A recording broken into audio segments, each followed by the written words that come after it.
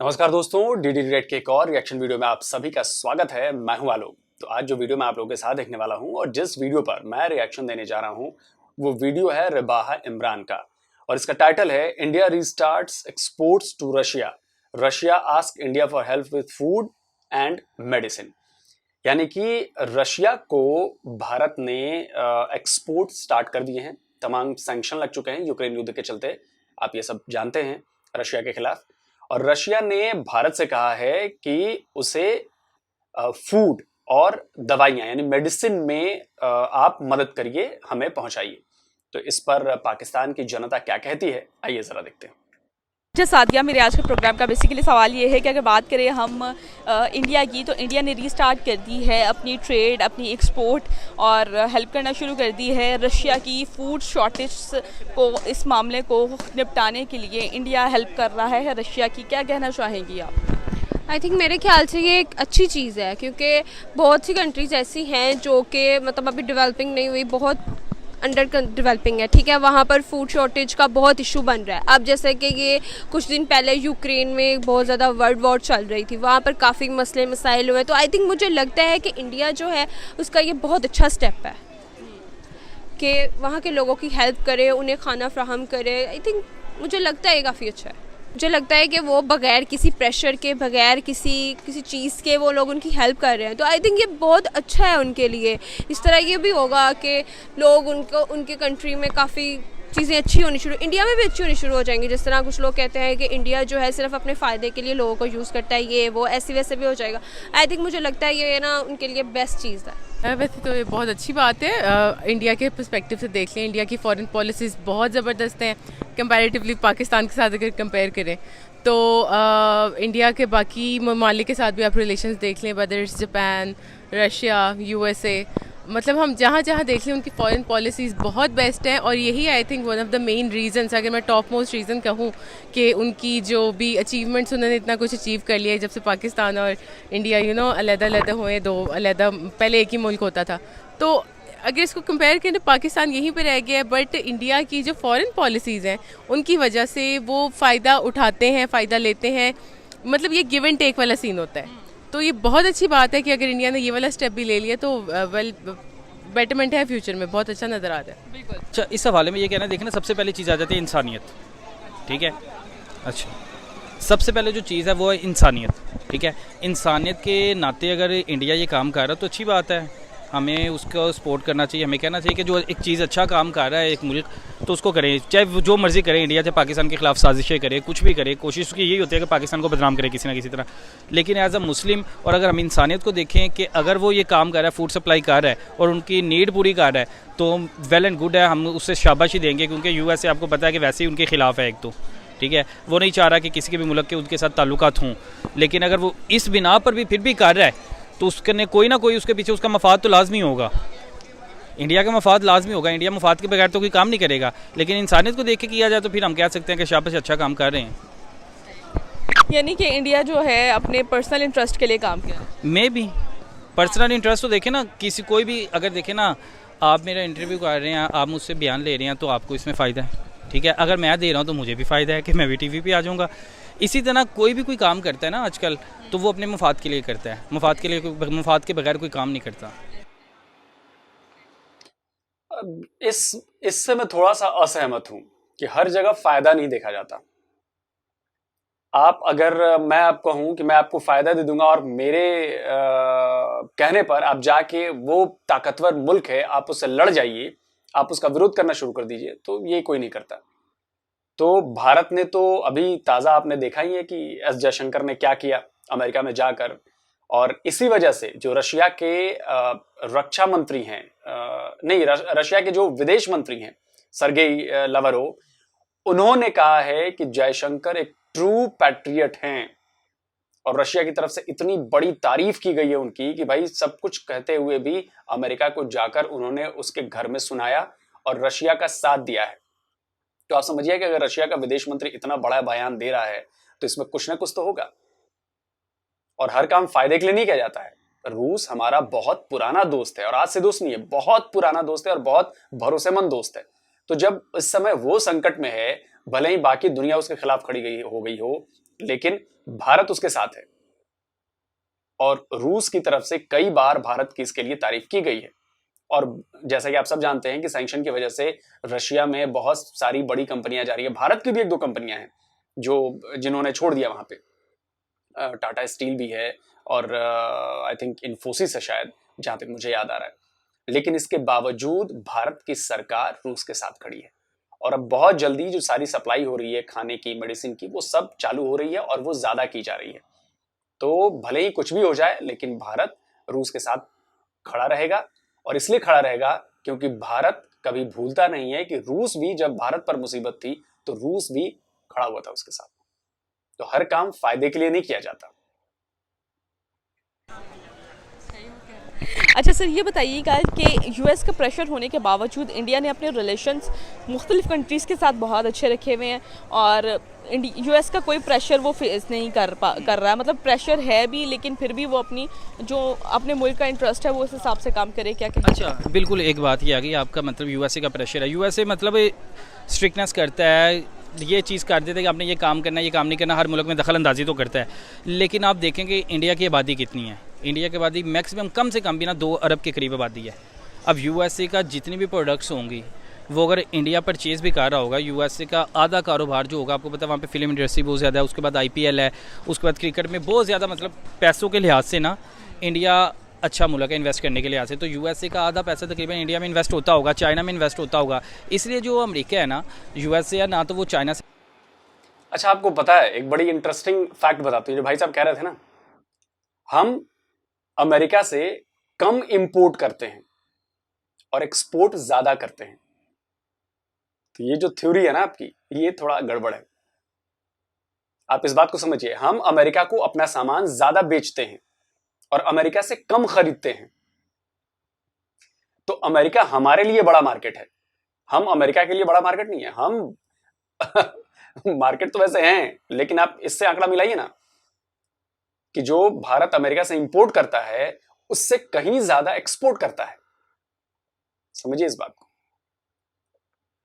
टक्कर लेता है ना, वो इंडिया से टक्कर लेता है। तो इस वजह से इंडिया पर घबराए बगैर जो काम होते हैं वो करता है, लेकिन वो उसकी बात ज़रूर मानते हैं। ये नहीं कि वो बात नहीं मानते, लेकिन वो बात ज़रूर मानते हैं। सर, ये कहना गलत तो नहीं होगा आज की डेट में कि इंडिया बेहतरीन डिप्लोमेट कंट्री है? बिल्कुल बिल्कुल गलत नहीं है, बिल्कुल आप सही कह रहे हैं, इसमें कोई शक नहीं है। ठीक है ना, इंडिया टेक्नोलॉजी में आगे है। ठीक है, इंडिया का आप कोई भी बच्चा पकड़ लें, हमारी आप तालीम चेक कर लें और उनकी तालीम चेक कर लें, उनका कोई 5th स्टैंडर्ड का स्टूडेंट्स होगा ना, तो वो हमारे जो यहाँ का MA इंग्लिश होगा उससे अच्छी इंग्लिश बोलेगा। ठीक है, आप हर चीज़ में देख लें, इंडिया तरक्की कर रहा है और तरक्की करता अभी, क्योंकि तरक्की पजीर है। पाकिस्तान भी तरक्की पजीर है, इंडिया भी तरक्की पजीर है, लेकिन इंडिया पाकिस्तान से बेहतर तरक्की कर रहा है। ठीक है, वो अपना बेहतर करना जानते हैं। लेकिन हम लोग देखें, हमारे जो माशाल्लाह हमें हुक्मरान ही ऐसे मिले हैं, चोट गए तो हम लोगों ने ला के अपने सर पर खड़ा कर लिया है, तो हम लोग किसी को क्या कहेंगे। अब हमें नज़र भी आ रहा है कि हमारी हुकूमत गिराने के पीछे अमेरिका की साजिश है, लेकिन हम लोगों ने फिर भी हुकूमत गिरा दी है। 12 बजे रात को अदालतें खोल ली गई हैं, तो हम लोग क्या चलाएंगे। हम लोग को गुलामी की आदत पड़ गई हुई है, हम गुलामी से निकलेंगे तो हम लोग इंडिया का मुकाबला कर सकते हैं। किसी प्रेशर में नहीं आए इंडिया, ठीक है, और वो फिर भी रशिया की मदद कर रहा है। यूएस का इतना प्रेशर है, ठीक है, उसके बावजूद इंडिया का जो दिल आ रहा है वो कर रहा है। किसी भी प्रेशर में नहीं आ रहे, बल्कि वो उनको जो सही लग रहा है वो कर रहे हैं वो, ठीक है, इंडिया। तो आप इस हवाले से क्या कहना चाहेंगी कि वो बिल्कुल किसी प्रेशर में आए बगैर रशिया की हेल्प कर रहे हैं, फूड शॉर्टेज को दूर कर रहे हैं, इंसानी जान को बचा रहे हैं? क्या कहेंगी? मुझे लगता है ये सही है। आई थिंक ये बेस्ट है कि बगैर किसी के प्रेशर के आए कि इंसानियत की खिदमत करना, ये एक बहुत बड़ा मुझे लगता है कि बहुत बड़ा अजर है। मतलब है, सही कर रहे हैं वो लोग, मैं ये कह सकती हूँ। क्या आज की डेट में हमें उनसे सीखते हुए करना चाहिए, जिस तरह वो अपनी फॉरेन पॉलिसी स्टेबल करके कर रहे हैं और जिस तरह वो उनके रिलेशंस है अदर कंट्रीज़ के साथ? बिल्कुल करना चाहिए। जैसा कि देख ले, अब हमारे मुल्क को ले ले, हम लोग अमेरिका के दबाव में आकर क्या कुछ कर रहे हैं, अपनी हुकूमतों को तबाह कर रहे हैं, एक दूसरे के ख़िलाफ़ और एक दूसरे का गिरेबान पकड़ रहे हैं। मुझे लगता है इस टाइम में बेस्ट एग्जाम्पल ही वो हैं कि बगैर, हालांकि उन पर यूएसए का बहुत सारा प्रेशर है, लेकिन फिर भी वो यूक्रेन की हेल्प कर रहे हैं। आई थिंक ये बेस्ट एग्जाम्पल, और पाकिस्तानियों को एटलीस्ट हुकूमत को कुछ थोड़ा बहुत सीखना चाहिए। सही हो गया। इट मीन्स कि इंडिया की जो फॉरेन पॉलिसीज़ आज की डेट में बहुत बेहतर है। इवन कि हमारे एक्स प्राइम मिनिस्टर ने भी कह दिया था कि इंडिया की जो फॉरेन पॉलिसीज़ है वो बहुत आज़ाद हैं और इंडिया किसी भी सुपर पावर कंट्री के आगे नहीं झुकता। एग्जैक्टली बिल्कुल, देखें यही तो बात है। यही बात तो इमरान खान ने हमारी हुकूमत को भी अवाम को समझाने की कोशिश की थी कि किसी के अंडर प्रेशर में आकर कोई भी फैसला करना ये ठीक नहीं है। हम जो भी है हम खुद हैं, हम आज़ाद हुकूमत है, ठीक है। उन्होंने ये चीज़ प्रूव कर दी है कि वो आज़ाद हुकूमत है, वो खुद फैसला खुद कर सकते हैं किसी के विदाउट प्रेशर में आए बगैर। सर वही हम पाकिस्तान की बात करें तो पाकिस्तान आज की डेट पे कहाँ पर स्टैंड कर रहा है, क्या कहना चाहेंगे कि इस पूरे सिनेरियो में पाकिस्तान कहाँ पर स्टैंड कर रहा है? बल्कि पाकिस्तान भी तो हमारे prime minister ex prime minister Imran Khan साहब जो है रशिया के दौरे पे थे, उसके बाद जो हमें रिजल्ट्स फेस करने पड़े यूएस की जानिब से, वो भी आपके सामने है, क्या कहना चाहेंगे? अच्छा, उस बारे में यह देखें ना कि जो हमारा इमरान खान ने कहा था कि हम लोग भूखा रह लेंगे, प्यासा रह लेंगे, लेकिन हम लोग को अल्लाह अगर रिजल्ट दे देगा तो खा लेंगे, लेकिन हम किसी के हाथ नहीं फैलाएंगे, किसी से मांगेंगे नहीं, भीख नहीं मांगेगी, ठीक है। दूसरी तरफ हम लीडर देखें, शहबाज शरीफ ने कहा जी हम बेकारी हैं वैसी, ठीक है। इमरान खान के आप स्टेटमेंट देखिए कि वो बैठ के उन्हें कह रहा है कि हम अड्डे नहीं देंगे, मैं अपने लोगों के लिए खड़ा हूँ, हम भूखा रहना हमें मंजूर है, हम किसी को अपने हवाई अड्डे नहीं देंगे, ठीक है। हम लोग नहीं अपने जितने भी कौम है उसकी जान बेफजूल गंवाएंगे। तो एक आपको लीडर अच्छा मिल रहा है, आपको देखें ना, हम लोग कहते हैं जी इमरान खान ने महंगाई ला दी। अब महंगाई आनी है नहीं, जब पिछले हुकूमतों ने इतना कर्जा लिया हुआ है, इन्होंने कर्जे उतारने ही है ना। मेरा बाप अगर कर्जा ले लेता है, 10-12 करोड़ कर्जा ले लेता है, वो फोत हो जाता है, उसके बाद सारी ज़िंदगी में 10-12 करोड़ उतारता रहूँगा, मैं खुद सेटल नहीं हो सकूँगा, ठीक है। तो इसी तरह पाकिस्तान के हालात थे कि ये गंजे कर्जा लेगे हुए थे, ठीक है। उसके बाद जो अमेरिकन है, अब उनका हम लोगों ने बाकियों का IMF का भी कर्जा उतारना था, हमने जितने भी मालिक से कर्जे लिए थे, चीन का, सऊदी अरब है, उन सब के कर्जे हम लोगों ने उतारने थे, ठीक है। जब हम लोगों ने कर्जे उतारने थे तो हम लोग अपने आप को सेटल कैसे कर सकते? अब जब हुकूमत में नहीं थे ये, तब कहते थे जी पेट्रोल इतना महंगा कर दिया हुआ है, अब हुकूमत में आया कह रहे हैं जी इमरान खान ने इतना लॉस किया, 240 अरब का लॉस हो रहा है हमें हर महीने। अच्छा, एक बात बताइए, क्या आप लोगों को यह पता है कि इमरान खान की सरकार ने या इमरान खान ने पिछले 75 साल का आपका इतिहास है, 70 साल में जितना कर्जा नहीं लिया उतना इन्होंने 3.5 साल में ले लिया, 4 साल में ले लिया। आप इस बात को क्यों नहीं समझ रहे? अब बताइए कि जो इमरान खान ने इतना ज्यादा कर्जा ले लिया, एक तरफ आप रखिए 70 साल और एक तरफ रखिए आप बाकी के 4 साल, ज्यादा 4.5 साल की वेटेज है, इसमें ज्यादा कर्जा है। तो अब तो इमरान खान चले गए, तो ये जो इमरान खान ने कर्जा लिया ये कौन चुकाएगा? अभी जो आप कह रहे हो कि गंजे दे के गए, कर्जा लेके गए, तो अब जो ये बाल वाले ही थे, हैंडसम PM आपके, वो जो कर्जा ले चुके हैं इतना ज्यादा, वो कौन चुकाएगा? इस बात का जवाब दीजिए। 2 महीने बाद लॉस हो रहा है कि इमरान खान इतना सस्ता पेट्रोल दे रहा था। तो अब देखें ना, तनकीद है। हम लोग एक चोरों को हमें पता भी है, बेटा नैब से फ़रार है, ठीक है, सारे ज़मानतों पे हैं। इनमें से जो आज इनकी काबीना बनी है, इनमें से कोई एक भी बता दे जिस पर नैब की तरफ से केस ना चाह रहा हो, जिस पर अदालती केस ना हो, सारे ज़मानतों पे हैं। तो हम लोगों ने उन सबको हुक्मरान बना दिया है। तो फिर हमारे मुल्क अल्लाह ही हाफिज़ है। अल्लाह से दुआ कर सकते हैं कि अल्लाह ताला हमारे मुल्क को कोई तरक्की दे या हमारे मुल्क तरक्की की तरफ जाए। अभी तो फ़िलहाल नहीं नज़र आ रहा। इंडिया से सीखते हुए, जिस तरह इंडिया ने अपनी फॉरेन पॉलिसीज़ बनाई हैं, हमें सीखते हुए काम करना चाहिए। इंडिया से तो हमें देखें ना, कुछ सीखना नहीं चाहिए। पहली बात है, हम लोग का सबसे पहले जो हमें मज़हब है, हमारा इस्लाम है, ठीक है। इस्लाम हमारा मज़हब है। हम आप सल्लम की ज़िंदगी के मुताबिक ज़िंदगी गुजारें तो हम लोग वैसे ही कामयाब हैं। सहाबा थे, ये कोई उनको ये फैसिलिटीज़ नहीं थी, कोई टेक्नोलॉजी नहीं थी, ठीक है, कोई किसी किस्म की सहूलत नहीं, कोई पंखा नहीं था, कोई एसीओ में नहीं थे सोते, कोई गाड़ियों में नहीं थे घूमते, लेकिन सहाबा का जज्बा इतना था ईमान का, अल्लाह ताला खुद ही ताकत दे देता है। 1000 बंदा देखे ना, 10,000 पे अगर गालिब आ सकता है तो हम लोग की आबादी चाहे थोड़ी है, हम लोग पूरी दुनिया पे गालिब आ सकते हैं। लेकिन यह है कि हम लोग में ईमान की कमी है, अल्लाह पे भरोसे की कमी है। हम लोग लोगों पर यकीन रखते हैं, लेकिन हम खुदा पे आजकल यकीन नहीं रख ले। इस्लाम से दूरी की जो हमारी मेन वजह है ना कि हम लोग तरक्की नहीं कर पा रहे, हम लोग बदनाम हो रहे हैं पूरी दुनिया में, वो ये है कि हम लोग इस्लाम से जितना दूर होते जा रहे हैं। क्योंकि देखिए ना, शैतान को पता है, एक हिंदू है उसने दोज़ख में जाना है, एक अमेरिकन है, एक अंग्रेज़ है, गोरा, उसने दोज़ख में जाना। शर्म आती है यार, आप जैसे लोगों पर ना शर्म आती है। आप लोगों को पता भी नहीं है कि आप क्या बोल रहे हो। देखो, कर दी ना भाई नीच हरकत, घटिया, कि जो मेरा जो मजहब है वही सबसे बेहतर है, बाकी तो सब दोज़ख में जाएंगे। हिंदू दोज़ख में जाएगा? हिंदू आपसे लाख गुना बेहतर कर रहा है। क्रिश्चियन दोज़ख में जाएगा? वो आपसे करोड़ गुना बेहतर कर रहा है। उसी की बनाई चीजों पे आप चल रहे हो। शर्म भी नहीं आती ये बोलते हुए आप लोगों को, बिल्कुल शर्म नहीं आती। ये तो मानसिकता है आपकी। देखिए, सुन लीजिए, ये मानसिकता है। इसी मानसिकता की वजह से ना आप लोग तबाह हो रहे हो। दुनिया की दूसरी सबसे बड़ी मजहब है, लेकिन आप लोग को साबित करना पड़ रहा है कि बॉस इस्लामोफोबिया नहीं है। दुनिया की दूसरी सबसे बड़ी मजहब है और आप लोगों को लगता है कि मजहब खतरे में ही है हमेशा, क्योंकि आप लोग की घटिया सोच है। हमारा धर्म हमें यह नहीं सिखाता कि दूसरे के धर्म वाले दोजख में जाएंगे, नरक में जाएंगे। शर्म भी नहीं आती आपको बोलते हुए। इस्लाम के वो बने हुए हैं।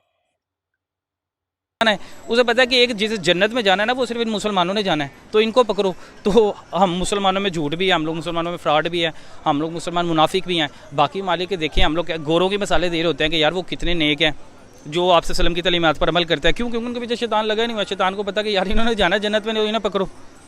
तो जब वो हमारे पीछे लगा हुआ है शैतान, हमें मुनाफिकत भी हर किस्म की चीज़ हम लोगों में आ गई है, तो हम लोग ऐसे नहीं ठीक हो सकते। हम लोग तभी ठीक होंगे जब, और तरक्की भी तभी करेंगे जब हम आपसे सलम की तलीमात पर अमल करेंगे। अच्छा मैम, ये बताइएगा कि जिस हिसाब से इंडिया अपनी ट्रेड कर रहा है आज की डेट में, इस सब का क्रेडिट किसको जाता है कि जिस तरह इंडिया की जो फॉरेन पॉलिसीज़ हैं आज की डेट में, जिस तरह वो वर्किंग कर रहे हैं और हेल्प भी कर रहे हैं, और जो इंडिया के रिलेशंस हैं, क्या कहना चाहेंगी कि ये कहना गलत तो नहीं होगा आज की डेट में कि इंडिया जो है बेहतरीन diplomat country? No doubt, undoubtedly ये टोटल क्रेडिट उन लोगों को जाता है, उनकी गवर्नमेंट को जाता है। उनकी फॉरेन पॉलिसी में जितने फॉरेन एम्बेसडर्स हैं सबको क्रेडिट जाता है। और ये इनकी इतने अच्छे आइडियाज़ हैं सबके साथ कोलैब करने के। देखिए वो कहते हैं ना यूनिटी होनी चाहिए, यूनिटी इज़ फेथ। उसमें तो जब तक आप इकट्ठे होकर काम नहीं करते तो एक होता है ना टीम वर्क होता है, ठीक है, तो उसको एक लीडर ने लेके चलना है, तो अनडाउटेडली क्रेडिट उनको ही जाता है। तो ये नहीं है कि हाँ बस क्रेडिट उनको जाता है। सही हो गया। तो आज की डेट में ये कहना गलत तो नहीं होगा कि इंडिया जो है बेहतरीन डिप्लोमेट कंट्री है? Undoubtedly yes. सही हो गया। ये देखिए ऑन द टॉप थिंग, ये बहुत अच्छी बात है। ये सारा credit first of all India को जाता है, दैट वो किसी के आगे झुकता नहीं है, वो किसी की गुलामी कबूल नहीं करते, बिकॉज वो उन्होंने एक बहुत एक जिसे कहते हैं ना माइलस्टोन, वो अचीव कर लिया हुआ है। हम किसी भी फील्ड में देख लें, उन्होंने वो माइलस्टोन अचीव कर लिए हैं। हम ऑन दी अदर एंड क्या कर रहे हैं, हम आपस में ना लड़ के एक दूसरे के कॉलर्स खींच के, एक दूसरे की टांगे खींच के हम उधर ही बैठे हुए हैं। जबकि हमें फोकस करना चाहिए बाहर, फॉरेन पॉलिसीज़ पे फोकस करना चाहिए। उससे पहले हमें खुद पे फोकस करना चाहिए कि हम अपनी डेवलपमेंट के लिए हम क्या कर रहे हैं। हम कुछ भी नहीं कर रहे, हमारे क्या है, हम सारे आपस में लड़ के ना खप के इसको यहाँ से निकाल दो, उसको वहाँ से निकाल दो। तो इसको अगर कंपेयर करें इंडिया के साथ, तो India no doubt undoubtedly India क्या करता है, इंडिया यूनिटी से भी, जैसे मैंने पहले कहा, यूनिटी के साथ वो अपनी हर चीज़ पे खुद फोकस करते हैं, उस पर काम करते हैं और उसका ना एक आउटकम, एक फ़ायदा निकालते हैं। हम लोग क्या है एंड पे बस वो खप के ना लड़ के आपस में ही मर गए हुए हैं। ये बात है सारी। सही हो गया। तो ये आप क्या कहना चाहेंगी कि इतना प्रेशर होने के बावजूद कर रहे हैं पाकिस्तान, वही आपकी वाली बात कि पाकिस्तान के मतलब एक दूसरे से कुर्सी के पीछे ही लड़ रहे हैं अब तक, और कुर्सी से जब तक हम इन चीज़ों से बाहर नहीं निकलेंगे तब तक हम अपने मुल्क के इंटरेस्ट के लिए कैसे काम करेंगे? बिल्कुल ऐसे। अब आखिरी मैंने आपसे सवाल ये है कि आज की डेट में क्या हमें इंडिया से सीखते हुए काम करना चाहिए? जिस हिसाब से उन्होंने अपनी फॉरेन पॉलिसीज़ को आज़ाद रखा हुआ है, जिस हिसाब से उनके यूएस के साथ ताल्लुकात है, जिस हिसाब से उनके रशिया के साथ ताल्लुकात है, क्या कहना चाहिए?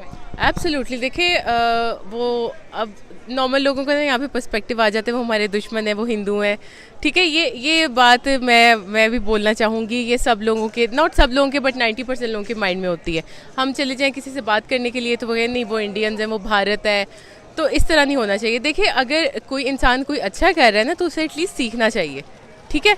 तो मैं यही कहना चाहूँगी, अगर कोई अच्छी डेवलपमेंट कर रहा है, कोई अच्छा काम कर रहा है, तो एटलीस्ट आपको उसे अप्रिशिएट तो करना ही चाहिए। सेकंड स्टेप आपका जाके आता है, आप उसके सीखो, उसको फॉलो करो। फॉलो इन अ सेंस कि आप उसे कुछ सीख के अपने लिए वो चीज़ खुद पे इम्प्लीमेंट कर सको। यस, थैंक यू जी। तो व्यूवर्स, आपने पाकिस्तानी आवाम की राय तो जानी। इसी के साथ अपनी मेज़बान रिबाहा इमरान को दीजिए इजाज़त, और जाने से पहले मेरे चैनल को ज़रूर सब्सक्राइब कीजिए, वीडियो को ज़रूर लाइक कीजिए और मुझे इंस्टाग्राम पे जाके फॉलो करना मत भूलिएगा। Thank you so much. तो दोस्तों, वीडियो हो गया है ख़त्म, और जैसा कि आपने देखा कि सही बात है, 90% जो वहाँ के पाकिस्तान के लोग हैं, जो मुसलमान हैं, उनकी दिमाग में, उनकी नीयत में यही है कि वो तो हिंदू है, वो तो इंडियन है, वो ये है। तो हिंदू और इंडियन क्या कर रहे हैं ये पूरी दुनिया देख रही है। क्रिश्चियंस और यहूदियों ने क्या किया है ये पूरी दुनिया देख रही है। उन्हीं की टेक्नोलॉजी और बाकी चीज़ें, और हमने जो चीज़ें बनाई हैं वो आप यूज़ करके कर रहे हो। और एक बात बताओ, 75 साल हो गए, 75 साल क्या, 1400 साल हो गए इस्लाम धर्म को आए हुए। आप लोग कर क्या रहे हो? 55-56 मुल्क हैं, उनमें से 50-50 मुल्क में तो मारकाट मची हुई है, आपस में ही मारते हो। पूरी दुनिया में बदनाम हो, आतंकवादी संगठन सारे मैक्सिमम 99% आपके हैं, तो किसी और को दोष मत दो। ऊपर वाले ने तो आपकी भी मदद नहीं कर रहा है। आप देख लो ना, 75 साल हो गए ना आपके देश को। कभी ध्यान से गौर से सोचना कि 1947 के पाकिस्तान में और 2022 के पाकिस्तान में क्या फर्क है? बहुत ज्यादा फर्क नहीं है। इट मींस कि ऊपर वाला भी आपकी मदद नहीं कर रहा है। यह साबित करता है कि आप लोग गलत हो, आपकी नीयत खराब है, और जब नीयत खराब होगी तो ऊपर वाला भी मदद नहीं करेगा। ये बात ध्यान रखिए। चलिए आगे बढ़ते हैं। तो रशिया ने किया है, और आप लोग को अंदाजा नहीं है। अंदाजा इसलिए नहीं है कि आपको पता है कि भारत जो है वो दुनिया का सबसे बड़ा दूध का उत्पादन करता है, दालों का उत्पादन करता है, जूट का उत्पादन करता है। टॉप थ्री में वो चावल का उत्पादन करता है, वो गेहूं का उत्पादन करता है, वो ईख का उत्पादन करता है, वो मूंगफली का उत्पादन करता है, वो सब्जियों का उत्पादन करता है, वो कॉटन का उत्पादन करता है, और फल का उत्पादन करता है भारत, टॉप 3 में। इसके अलावा मुझे लगता है कि टॉप 5 या टॉप 10 में मसालों का प्रोडक्शन है, फिश का प्रोडक्शन है, पोल्ट्री जो चीजें हैं जैसे अंडे हैं, मुर्गे हैं, ये सारी चीजें उनका उत्पादन करता है। लाइव स्टॉक यानी कि जो जानवर है, दूध देने वाले पालतू जानवर हैं वो, और सबसे ज्यादा जो प्लांटेशन की जाती है फसलों की, वो भारत करता है। आपको अंदाजा नहीं है। और ये सब ऐसा नहीं है कि शुरू से 1947 से ऐसा ही था, या जब अंग्रेज हम पर राज करते थे, या उसके पहले जब मुगल हमारे पे ऊपर राज करते थे, या उसके पहले जब हमारे बाकी राजा राज करते थे।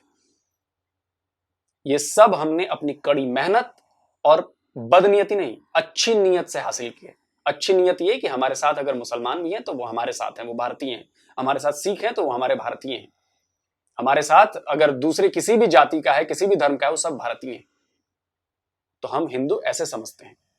आपका जस्ट उल्टा है। जैसा कि आपकी नीयत देखी कि हिंदू दोजख में जाएगा और क्रिश्चियन दोजख में जाएगा, यहूदी दोजख में जाएगा, और जन्नत में तो सिर्फ हम जाएंगे क्योंकि हम मुसलमान हैं। यह है सोच का फर्क। सोचते रहिए, आप वहीं के वहीं हैं, हम तो आपसे मीलों दूर आगे निकल चुके हैं। और मैं आपको बता दूं कि 2021-22 में जो फूड ग्रेन का, जो अनाज का उत्पादन है, 310 या 311 करीब मिलियन टन्स का हमने उत्पादन किया है। शायद दुनिया में दूसरे सबसे बड़े उत्पादक हैं हम सारे अनाजों का, जहां तक मुझे याद है। आपने क्या किया है? आप तो वीट एक्सपोर्टर से वीट इंपोर्टर बन गए। जिस रशिया को हम जाने वाले हैं, बाकी चीजें फूड और मेडिसिन की सप्लाई करने वाले हैं, उस रशिया से आपके पीएम साहब गए थे और गेहूं खरीद कर, गंदम जिसे आप कहते हो, वीट खरीद कर आए। कितनी शर्मनाक बात है कि आप वीट एक्सपोर्टर से इंपोर्टर बन गए। ये इसी नीयत का कमाल है। और बाकी रशिया जो है वो भारत का दोस्त है, और जो हर मुमकिन मदद कर पाएगा, चाहे वो हमारा देश हो, चाहे हर एक भारतीय हो, वो हर मुमकिन रशिया की करेगा। लेकिन साथ ही ये भी मत भूलिए, लेकिन साथ ही हम यूक्रेन में भी मानवीय सहायताएं भेज रहे हैं, हम दवाइयां भेज रहे हैं, हम बाकी मदद की चीजें भेज रहे हैं। क्यों भेज रहे हैं? क्योंकि ह्यूमैनिटेरियन ग्राउंड पे ये हमारा फर्ज बनता है। तो हम यूक्रेन की भी मदद कर रहे हैं, लेकिन इससे रशिया नाराज नहीं है। समझिए इस बात को। तो ये है भारत की ताकत, ये है हिंदुओं की ताकत, ये है भारत में रहने वाले सभी धर्मों के लोगों की ताकत। बाकी आप इस्लाम इस्लाम करते रहिए, इस्लामोफोबिया पे सफाई देते रहिए, और ऐसे ही अपना बेड़ा गर्क करते रहिए। तो जल्दी हाजिर होता हूं एक और नए वीडियो के साथ। नमस्कार, जय हिंद।